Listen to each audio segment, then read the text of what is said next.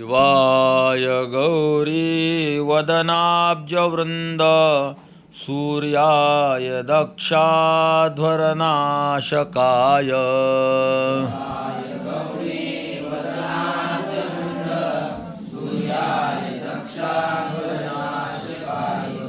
श्रीनीलकंठाय वृषध्वजाय तस्मै शिकाराय नमः शिवाय।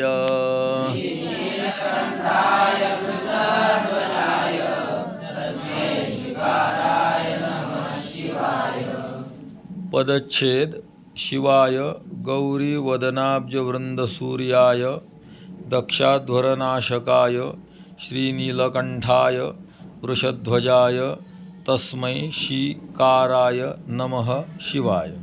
अन्वय शिवाय शिवाय नमः। कळालं का नाही कळालं? हां.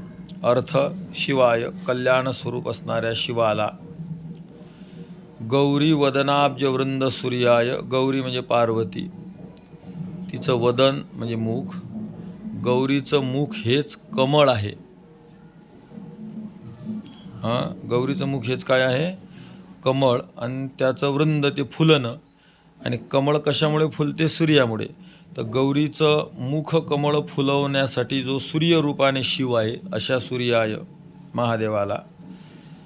अजून दक्ष अध्वर नाशकाय, दक्ष म्हणजे दक्ष प्रजापती, त्याचा अध्वर म्हणजे यज्ञ, अध्वर म्हणजे यज्ञ, आणि नाश म्हणजे नष्ट करणं.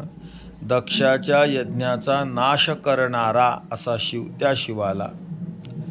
श्री नीलकंठाय, नीलकंठ म्हणजे ज्याचा कंठ निळा आहे, अशा शिवाला.